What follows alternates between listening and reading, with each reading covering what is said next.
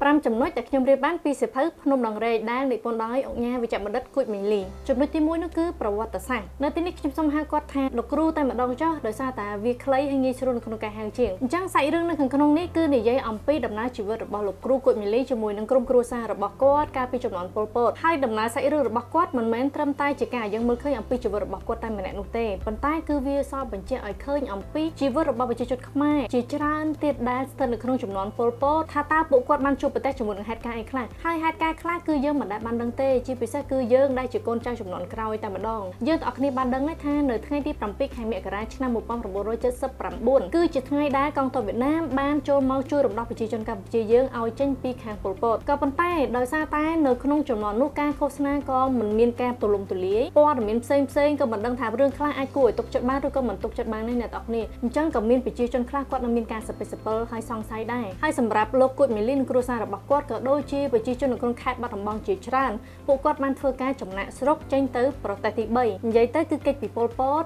កិច្ចពីកងទ័ពវៀតណាមហើយក៏ទៅកាន់ប្រទេសថៃនិយាយមកដល់ចំណុចនេះខ្ញុំមានអារម្មណ៍ថាសោកសម្រេងសម្រាប់ប្រជាជនខ្មែរយើងមែនទែនជាពិសេសអ្នកដែលឆ្លងកាត់សម័យនោះតែម្ដងក្តីរំពឹងតែមួយទេគឺចង់បានរស់រានមានជីវិតតែតគ្នាអញ្ចឹងពួកគាត់ក៏ព្យាយាមធ្វើដំណើរឆ្លងកាត់ទៅប្រទេសថៃទៅកាន់ជំរំជនភៀសខ្លួនរបស់ខ្មែរយើងនៅទីនោះដោយសង្ឃឹមថានឹងមានអង្គការសហជីវជាតិឬក៏ខាងក្រុមណាមួយមកជួយយើងជាមួយនឹងក្រុមគ្រួសាររបស់យើងឲ្យចេញផុតអំពីសង្គ្រាមមួយនេះនិយាយទៅការនឹងទៅណាទៅសំខាន់កុំឲ្យតែនៅក្នុងទឹកដីដែលមានសង្គ្រាមនេះលោកគួចមីលីហើយជាមួយនឹងក្រុមគ្រួសាររបស់គាត់ក៏ដូចជាប្រជាជនខ្មែរជាច្រើនទៀតបានចាក់ចេញពីស្រុកដើម្បីទៅកាន់ជំរំភៀសខ្លួននៅឯប្រទេសថៃនឹងមិនត្រូវបានគេបញ្ជូនទៅប្រទេសទី3ទេប្រហែលជាអាចមានមួយចំនួនត្រូវបានគេបញ្ជូនទៅក៏ប៉ុន្តែរាប់ម៉ឺនអ្នកអ្នកទាំងអស់គ្នាតាមទិន្នន័យនៅក្នុងសៀវភៅនេះបានបង្ហាញថាប្រហែលជាខ្ទង់ 40000 អ្នកដែលខាងទ័ពថៃបញ្ជូនឲ្យមកកាន់ភ្នំដងរែកវិញដោយកុហកថានៅទីនោះគឺជាកន្លែងដែលខ្មែរយើងត្រូវបានគេរំដោះគឺអីផ្សេងជាដើមតែតាមពិតគឺគេយកយើងមកចាក់ចោលទេនិយាយទៅខ្ញុំក៏អត់ចង់រំលឹកច្រើនតាក់ទងជាមួយនឹងសាច់រឿងនៅក្នុងហ្នឹងដែរប៉ុន្តែខ្ញុំគិតថាអ្នកទាំងអស់គ្នាគួរតែអានសៀវភៅមួយនេះវិញល្អជាងហើយបើយើងនិយាយទៅពេលខ្លះវាជាអនុស្សាវរីយ៍មួយដ៏ឈឺចាប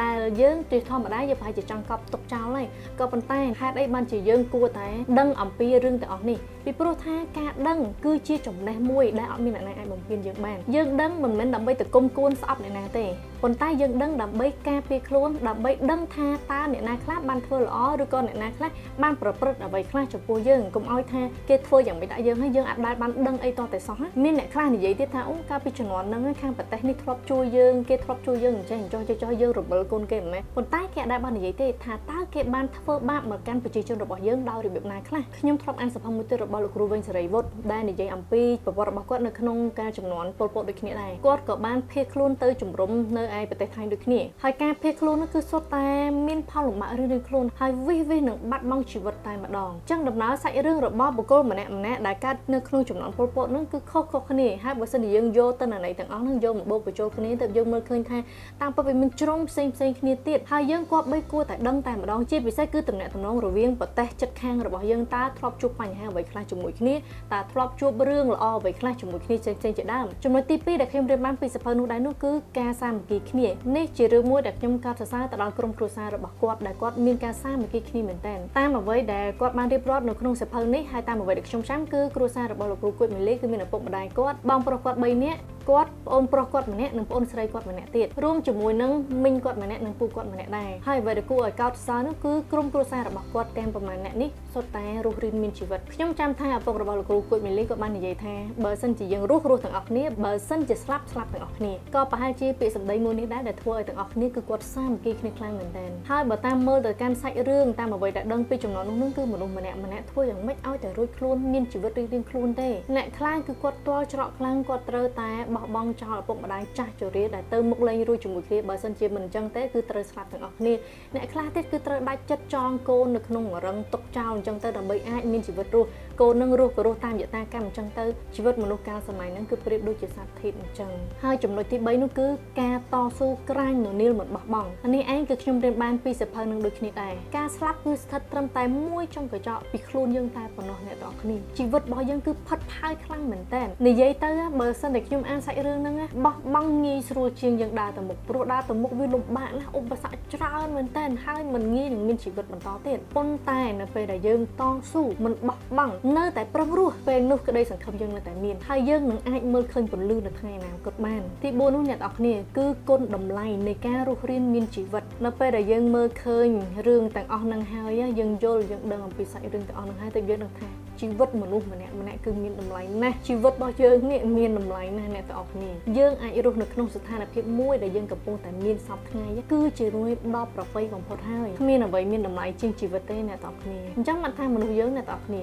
កាលពីជំនាន់បែបពិបាករស់ណាមនុស្សចង់ទៅរស់ទេមនុស្សមិនចង់ស្លាប់ទេប្រឹងគ្រប់យ៉ាងទាំងអស់ដើម្បីចង់រស់តែនៅពេលដែលចំនួនយើងអាចរស់នៅបានហើយវាទៅជាមានកត្តាផ្សេងចង់ឲ្យយើងនឹងសម្លាប់ខ្លួនទៅវិញតែពេលអញ្ចឹងពិបាកដែរយើងមិនមែនថាទៅរំលឹកទៅប្រៀបធៀបជាមួយអតីតកាលទេក៏ប៉ុន្តែយើងត្រូវតែដឹងគុណនៅអ្វីដែលយើងកំពុងតែមានពេញចិត្តនៅជីវិតរបស់យើងរាល់ថ្ងៃតែម្ដងហើយយើងដឹងថាអ្នកណាខ្លះដែលកំពុងតែជួបបញ្ហាក្នុងជីវិតដែលលំបាកលំបិនជាងយើង10ដង100ដងឬក៏1000ដងទៅទៀតនោះទេចំណុចទី5ដែលខ្ញុំរៀនបានពីសៀវភៅនឹងដូចគ្នាដែរនោះគឺការដឹងគុណម្ដាយរបស់លោកគ្រូគួតមីលីគឺគាត់តែងតែមានសេចក្តីដឹងគុណជាប់ជានិច្ចរាល់ពេលដែលគាត់ឆ្លងកាត់នៅឧបសគ្គមួយបានណាគាត់តែងតែសំពះដឹងគុណទៅដល់ព្រះពុទ្ធព្រះធម៌ព្រះសង្ឃហើយនឹងគុណអ្វីនោះជុំវិញខ្លួនគាត់ជានិច្ចដែលបានជួយឲ្យគ្រួសាររបស់គាត់ឆ្លងផុតពីមួយដំណាក់កាលទៅមួយដំណាក់កាលអ្នកទាំងអស់គ្នាអាចជឿទៅលើអ្វីមួយដែលអ្នកទាំងអស់គ្នាអាចជឿក៏បានមិនថាសាសនាណាមួយទេឬក៏ការដឹងគុណទៅដល់ចក្រវាលឬក៏ការដឹងគុណទៅដល់មេឃដី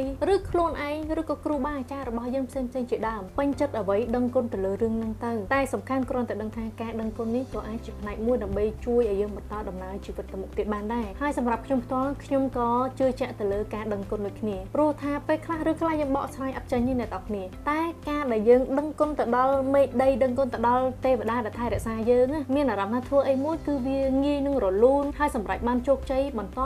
ហើយមានអ្នកតាមថែរក្សាយើងរហូតអញ្ចឹងនេះគឺវាអាស្រ័យទៅលើអ្នកទាំងអស់គ្នាដែរអញ្ចឹងសម្រាប់ខ្ញុំគឺខ្ញុំចង់ចែករំលែក5ចំណុចនេះទៅកាន់អ្នកទាំងអស់គ្នាហើយសភៅភ្នំដងរែកនេះអ្នកទាំងអស់គ្នាគាត់មានជាសភៅខ្មែរហើយនិងជាភាសាអង់គ្លេសដូចគ្នាតាមពិតបើសិនជាជនបរទេសគាត់បានអានជាភាសាអង់គ្លេសក៏ល្អម្យ៉ាងដែរវាគឺជារឿងមួយដែលអាចបង្ហាញទៅកាន់ពិភពលោកឲ្យជនជាតិដទៃដែលមិនមែនជាជនជាតិខ្មែរយើងដឹងខ្លះបន្ថែមអំពីថាជីវិតរបស់ជនជាតិខ្មែរយើងកាលពីជំនាន់នោះគឺយ៉ាងម៉េចខ្លះហើយអ្នកទាំងអស់គ្នាអាចស្វែងរកសៀវភៅភ្នំដងរែកនេះបានទាំងជាភាសាខ្មែរនិងជាភាសាអង់គ្លេសនៅហាងសៀវភៅ Cleo អ្នកទាំងអស់គ្នាអាចតាក់ទងទិញតាម page ក៏បានឬក៏អាចទៅដល់ទីតាំងហាងផ្ទាល់ក៏បានដែរនៅខាងក្រៅ Eon 2ខ្ញុំសង្ឃឹមថាបងប្អូនខ្មែរយើងជាពិសេសគឺក្មេងៗជំនាន់ក្រោយដូចជាពួកខ្ញុំក៏ដូចជាបងប្អូនបន្តទៀតនឹងរៀនសូត្របានច្រើនដឹងច្រើនអំពីប្រវត្តិសាស្ត្ររបស់ខ្មែរយើងនិងរឿងរ៉ាវទាំងឡាយដែលបានកើតឡើងចំពោះជនជាតិខ្មែរយើងដូនតារបស់យើងកាលពីជំនាន់មុនមកហើយត្រូវដឹងថាបើសិនជាយើងដឹងច្បាស់ព័ត៌មានយើងច្បាស់យើងចេះច្រើនណាអត់មានជនជាតិណាមួយគេហ៊ានវិតម្លៃយើងទេព្រោះយើងមានទិន្នន័យយើងមានផុសតាំងច្បាស់លាស់